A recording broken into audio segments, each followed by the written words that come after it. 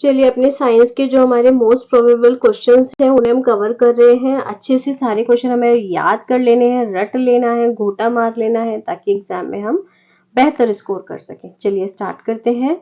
तो जो methane gas है, मीथेन गैस किससे बनती है? ये आपके सोडियम एसीटेट को सोडा लाइम में के साथ गर्म करने पर आपकी मीथेन गैस बनती है। ठीक है, जो आपका सोडियम एसीटेट है इसे सोडा लाइम के साथ में गर्म करते हैं तो कौन सी गैस बनती है? मीथेन गैस बनती है। ठीक है, सोडियम एसीटेट को सोडा लाइम के साथ में गर्म करने पर आपकी मीथेन गैस बनती है।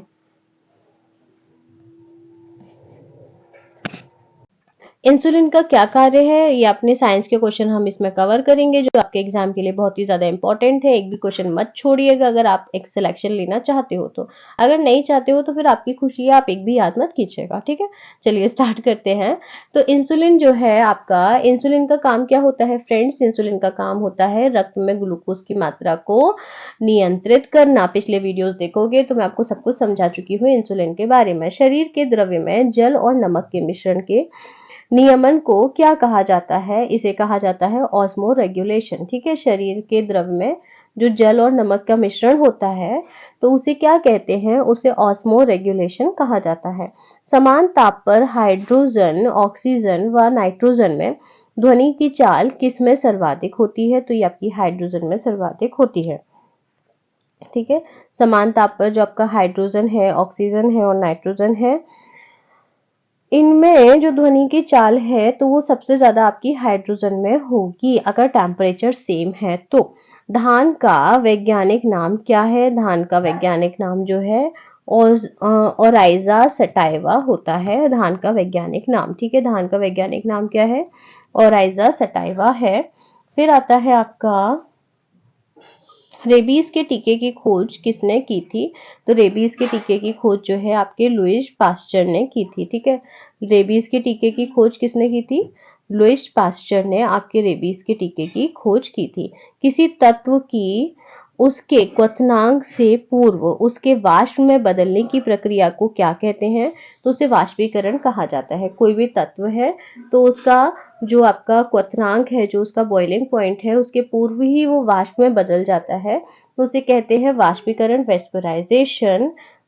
वेपोराइजेशन।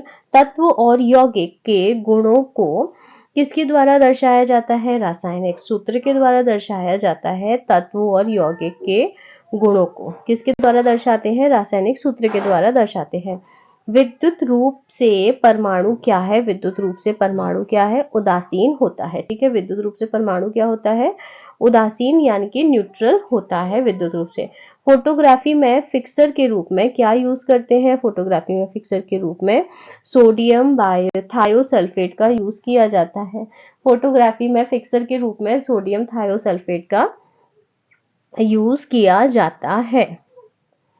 ला मैं इसको फोटोग्राफी में फिक्सर के रूप में आपके सोडियम थायोसल्फेट का यूज किया जाता है। रेक्टिफायर का प्रयोग किया जाता है एसी को डीसी में बदलने में। ठीक है, रेक्टिफायर का यूज किस लिए करते हैं? जो आपका एसी करंट होता है उसको डीसी करंट में कन्वर्ट करने के लिए रेक्टिफायर का यूज किया जाता है। आनुवांशिकता का सिद्धांत किसने प्रतिपादित किया? तो ये आपका प्रतिपादित किया। आनुवांशिकता रेक्टिफायर का प्रयोग किया जाता है एसी को डीसी में बदलने में के लिए। ठीक है, रेक्टिफायर का यूज किसमें किया जाता है? एसी को डीसी में बदलने के लिए किया जाता है। आनुवांशिकता का सिद्धांत किसने प्रतिपादित किया था? तो आनुवांशिकता का सिद्धांत जो है ये आपके मेंडल ने प्रतिपादित किया था। आनुवांशिकता का सिद्धांत किसने प्रतिपादित किया था? मेंडल ने।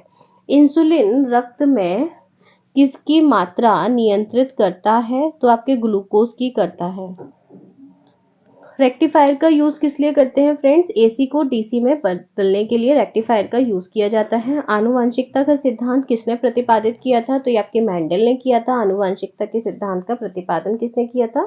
मेंडल ने किया था आनुवांशिकता के सिद्धांत का प्रतिपादन। इंसुलिन रक्त में किसकी मात्रा नियंत्रित करती है? तो इंसुलिन आपके रक्त में ग्लूकोज की मात्रा को नियंत्रित करता है। शुष्क बैक्टीरिया सेल में किस प्रकार की ऊर्जा संग्रहित रहती है? तो ये आपकी रासायनिक ऊर्जा संग्रहित रहती है। और शुष्क बैटरी सेल में किस प्रकार की ऊर्जा संग्रहित रहती है? रासायनिक ऊर्जा संग्रहित रहती है शुष्क बैटरी सेल में। शुष्क बैटरी सेल में फ्रेंड्स किस प्रकार की ऊर्जा संग्रहित रहती है? तो ये आपकी रासायनिक यानी कि केमिकल एनर्जी आपकी रहती है। फिर आता है कि किसी तारे का रंग किससे निर्धारित होता है?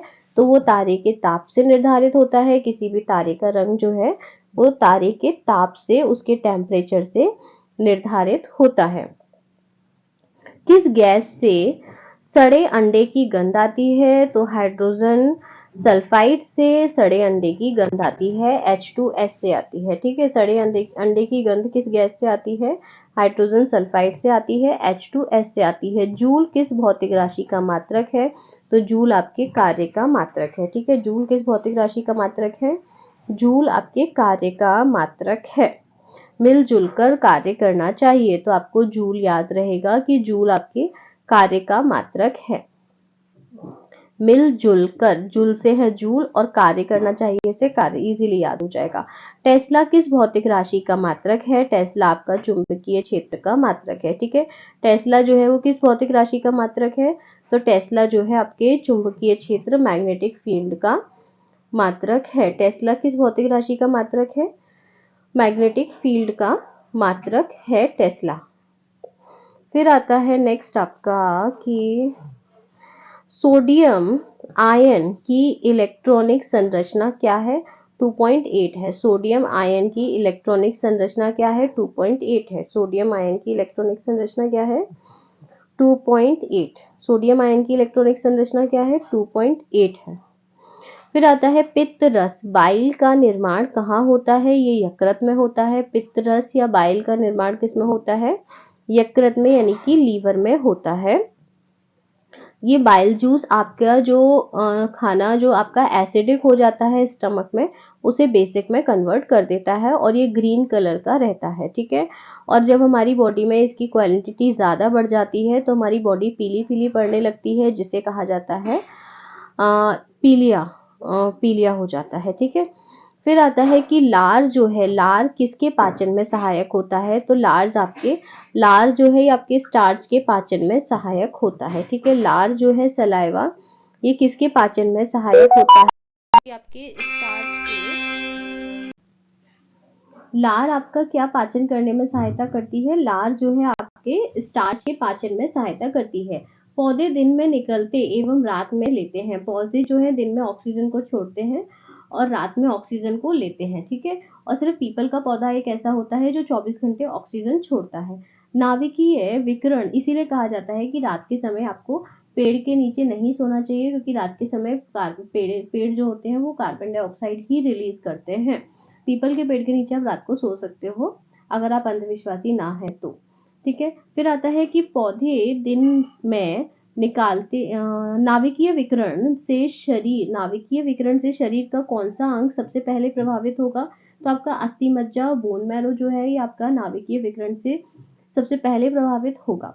मछलियों के यकृत तेल, मछलियों का जो लीवर ऑयल होता है जिसे कॉड लीवर ऑयल कहा जाता है, इसमें किस विटामिन की प्रचुरता होती है? तो इसमें विटामिन डी और विटामिन ए की प्रचुरता होती है। ठीक है, मछलियों के कॉड लीवर ऑयल जो होती है इसमें विटामिन डी और विटामिन ए की प्रचुरता होती है। बार किसका मात्रक है? तो बार जो है आपके वायुमंडलीय दाब का मात्रक है। ठीक है, बार किसका मात्रक है? बार आपके वायुमंडलीय दाब का मात्रक है। एक सामान्य नेत्र के लिए सुस्पष्ट दृष्टि की न्यूनतम दूरी क्या होती है? तो ये आपकी होती है 25 सेंटीमीटर। एक सामान्य जो नेत्र होता है उसके लिए सुस्पष्ट दृष्टि की न्यूनतम दूरी क्या है? 25 सेंटीमीटर है। किस रंग के प्रकाश की किरणों की उपस्थिति में प्रकाश संश्लेषण द्रुत गति से होता है? तो ये आपके लाल रंग में होता है। ठीक है, किस रंग के प्रकाश की किरणों की उपस्थिति में जो प्रकाश है उसका संश्लेषण द्रुत गति से होता है? तो ये आपके लाल रंग का होता है। ठीक है, लाल रंग के प्रकाश में जो आपकी फोटोसिंथेसिस की प्रोसेस होती है ये और ज़्यादा तेज हो जाती है। फ्रेंड्स, आज के हमारे जो ये आप कवर कर लीजिएगा, क्योंकि इससे आपके पेपर में सारे क्वेश्चन आने वाले हैं, छपने वाला पेपर है ये। ठीक है, तो एक भी क्वेश्चन छोड़ना मत, बस रट्टा मार देना ताकि आप सिलेक्ट होकर के बाहर निकले। ठीक है, और लाइक कर देना, शेयर कर देना, सब्सक्राइब कर देना। Thank you for watching, bye bye.